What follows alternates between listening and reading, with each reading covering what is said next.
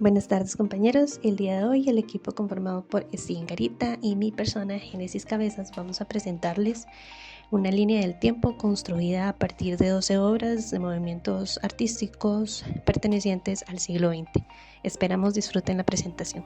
En esta línea del tiempo nos dedicaremos desde el año 1901 hasta el 2000 y los movimientos que utilizaremos serán el impresionismo, el simbolismo, el art new, expresionismo, cubismo, dadaísmo, surrealismo, constructivismo, expresionismo abstracto, arte pop, arte conceptual y arte feminista. Iniciaremos con el impresionismo, en donde podremos ver un prototipo en este cuadro de una ciudad contemporánea en la que se desarrolla a un ritmo muy acelerado y vibrante. Monet nos muestra una ciudad donde abundan los bancos, los teatros y los cafés. En 1873, la búsqueda de un local para la futura exposición colectiva de los impresionistas le lleva al estudio del fotógrafo Nadar en el número 35 del Boulevard de Capuchines. El cuadro que emprende será un emblema para una de las avenidas más de moda y para la exposición de vanguardia que se prepara. Monet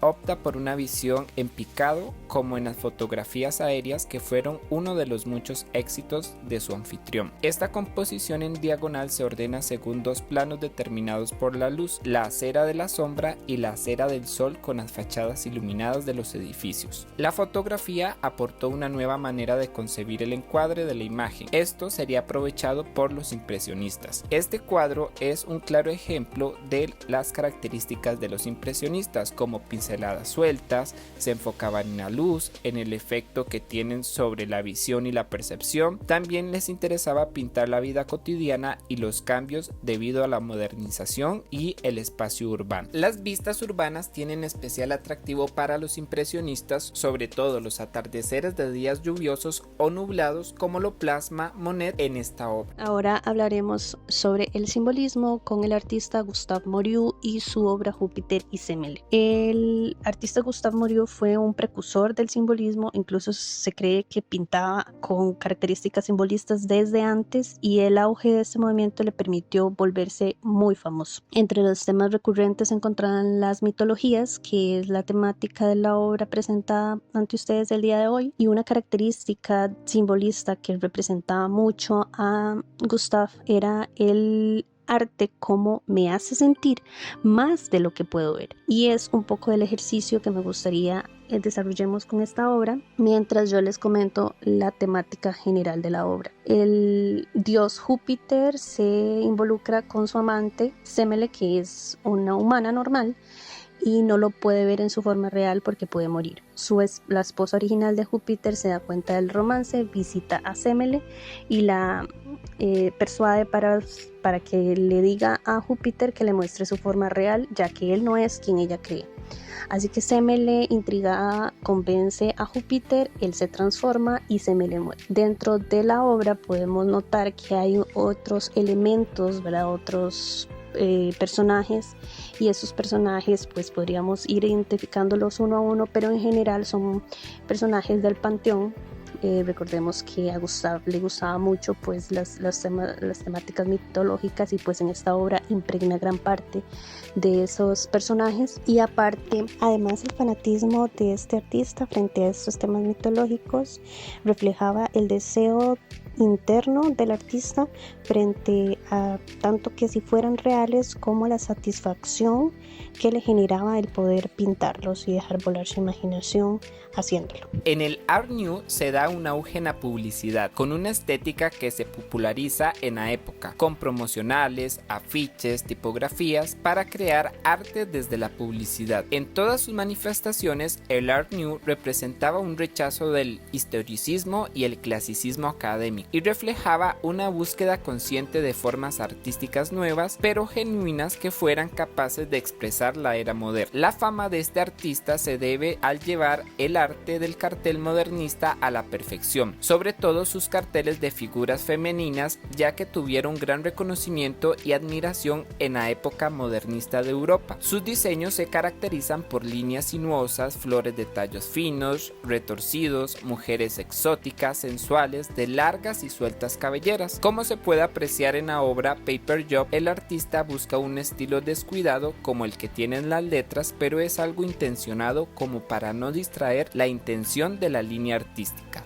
El cartelismo se volvió una nueva forma de expresión y un elemento publicitario clave de su época. Estos son ejemplos de cómo la belleza del arte, la técnica y el esteticismo tienen un alto poder político. Además, la salida a la calle no solo las hacía estéticamente más atractivas visualmente y les daba un toque decorativo, sino que además significa un cambio en el objeto artístico. Ahora vamos a hablar sobre el expresionismo junto a Vasily Kandinsky y su obra Calles de Murnau con mujeres. Murnau fue una ciudad bastante aclamada por los artistas para retratarla y Kandinsky no fue la excepción, lo hizo con el expresionismo en esta obra. Una característica importante del expresionismo es expresar los sentimientos del artista a través de aspectos formales como el color. El color es un aspecto simbólico bastante importante para el expresionismo y lo podemos notar en esta obra. Es bastante evidente que el color es el protagonista principal. El expresionismo quiere romper con el realismo y darle un sentido más subjetivo a las composiciones, y es por eso que también las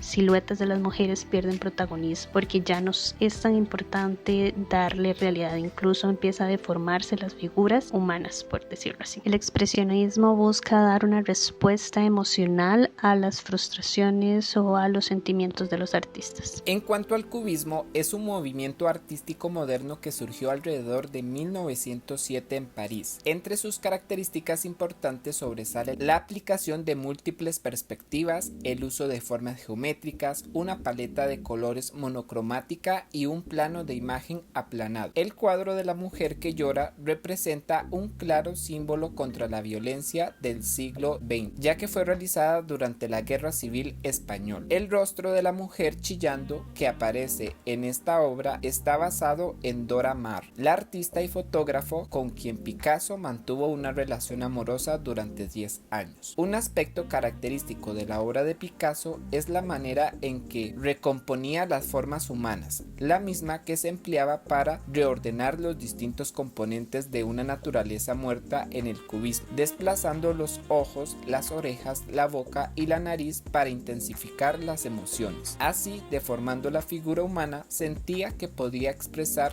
esto con mucha más fuerza que a través de representaciones convencionales. Para elaborar este retrato de Dora Maar, Pablo Picasso utilizó libremente el lenguaje del cubismo que había desarrollado unas décadas antes. Mediante formas angulares y planos de color que se intensifican, combinó distintos puntos de vista en una sola imagen. Mientras la cara está de perfil, la boca tiene un perfil de 3/4 y los ojos están de frente. Bueno, ahora pasamos al dadaísmo con Carl Schweitzer y su obra Meeresbildung, un ensamblaje de madera sobre cartón, óleo y lápiz. Esta obra se ve influenciada por otros movimientos artísticos muy propios del dadaísmo, debido a que este movimiento permite las conexiones entre artistas internacionales que intercambian ideas, y estas ideas se pueden ver influenciadas en las obras dadaístas. Esta obra también tiene elementos reutilizados propios del dadaísmo debido a las limitaciones económicas que se presentan debido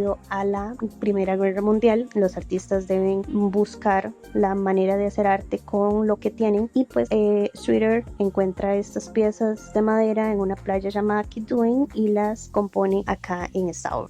Podemos ver lo que genera esta obra, un sentimiento de caos, de desorden, debido a las piezas de madera desgastadas, sucias, y al mismo tiempo los planos geométricos, tanto pintados como ensamblados, generan un poco de orden, y se da acá una lucha entre orden y caos, que era justamente algo que caracterizaba a este movimiento artístico, una lucha entre comillas el orden y el caos que se estaba generando en la sociedad, esos cuestionamientos sociales ante la burguesía, ante el materialismo, ante muchas otras cuestionantes, y es por eso nos pareció que esta obra podía representar bastante bien el movimiento Dada. En cuanto al surrealismo, los surrealistas buscaron canalizar el inconsciente como un medio para desencadenar el poder de la imaginación. Esperaban que la psique tuviera el poder de revelar las contradicciones presentes en el mundo cotidiano para así ayudar a estimular la revolución. Su mayor énfasis fue en el poder de la imaginación, pero a diferencia de sus antepasados,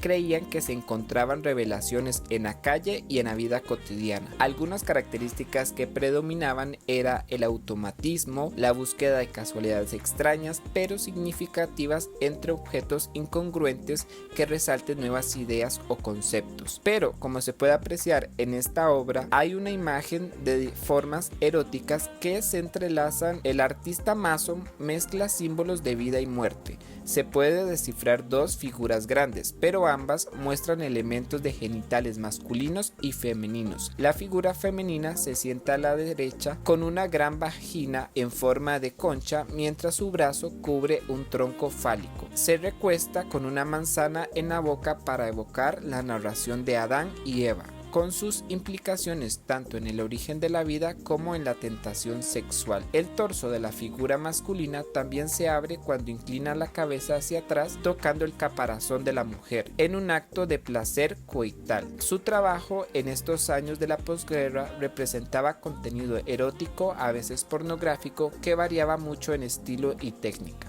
El fundador del movimiento surrealista, Breton, denominará más tarde a este periodo erótico de Masson y lo consideró clave para comprender toda su obra. Constructivismo. Para este movimiento se escogió al artista Bárbara Stepanova con sus bocetos de vestuario diseñados para la obra de teatro La muerte del Tarelkin en 1922. Tras el triunfo de la Revolución Rusa, los artistas se encuentran en un momento de libertad para consumir y aprender sobre las vanguardias que se están desarrollando. Aún no termina la Primera Guerra Mundial, pero para Rusia este es un momento muy importante. Bárbara Stepanova, junto a muchos artistas famosos de la época, se encuentra en este proceso de incursionar en otras ramas artísticas, y para ella lo fueron la rama textil, las obras de teatro y la docencia. En las obras de teatro ella puede aportar sus habilidades textiles. Con estos bocetos podemos ver la implementación de planos y figuras geométricas propias del constructivismo, y en las obras de teatro se empieza a buscar estas ideas constructivistas basadas en la funcionalidad. Entonces se desea alejar de los actores todos los ornamentos que no le vayan a ser funcionales durante la obra. Entonces Bárbara Stepanova aporta no solo el vestuario, sino también la escenografía, que fuera un contexto todo integral, tanto el vestuario como la escenografía. En la segunda diapositiva vamos a poder ver bocetos de otros vestuarios que se realizaron para esta misma obra y los productos finales de los textiles que se desarrollaron. Al menos ejemplos de unos de los textiles desarrollados. El expresionismo abstracto. Dentro de la escuela de Nueva York se distinguen dos grandes ramificaciones: el action paint o pintura de acción y la pintura de campos de color. A finales de los años 40, Pollock empieza a crear cuadros de muy gran formato en el que aplicaba la pintura en chorros y pringuetes. Lo hacía de forma continua sin detenerse a ver cómo le iba, accediendo a un estado de fluir parecido al automatismo del temprano surrealismo. Esta obra que vemos fue pintada por Pollock en el año de 1952, momento en el que el expresionismo abstracto ya era notorio y en la que su técnica de goteo estaba en su plenitud. La obra está realizada sobre un lienzo sin estirar y colocado sobre el suelo, en el que el goteo, las salpicaduras y el vertido de pintura nos muestra el gran esfuerzo físico que requiere esta técnica del artista. Pollock señalaba que en su técnica nada quedaba al azar y que todo estaba mediado y pensado para que el espectador pudiese sentir todo aquello que estaba en el inconsciente del mundo moderno. En el caso de los postes azules, el lienzo muestra unos postes que recuerdan a figuras esquemáticas sobre un fondo, trayendo a la mente del espectador figuras como árboles o mastiles. Ahora pasaremos al arte pop. En este movimiento se escogió al artista Keith Haring con su obra titulada Portafolio completo de Andy Mouse, una serie de serigrafías realizadas en 1986. Esta serie representa este movimiento por su diseño de fácil solución, ese aspecto popular que se puede observar en la imagen general de Mickey Mouse, le da pues su toque, su estilo original como artista y atrae a todas esas masas fanáticas de Mickey Mouse al darle un aspecto tipo cómic representativo del arte pop, y pues cautiva a todos esos fanáticos de Disney. Junto a esos fanáticos cautiva también a su buen amigo Andy Warhol, y de hecho estas obras tienen la firma tanto de Keith Haring como de Andy Warhol, porque él le dedica esta serie a su buen amigo debido a que él era fanático de Mickey Mouse. El arte conceptual surgió como un movimiento artístico en la década de 1960 y no se ha detenido hasta la actualidad. Es un arte para el cual la idea o concepto detrás de la obra es más importante que el objeto artístico determinado. El espectador tiene un papel fundamental en la función de la obra conceptual. No es hasta que nos acerquemos a la pieza y comenzamos a involucrarnos intelectualmente con ellas cuando surgen las obras de arte. Los artistas conceptuales querían minimizar los placeres asociados con mirar el arte como parte de un rechazo de lo que ellos consideraban ideas obsoletas sobre la belleza.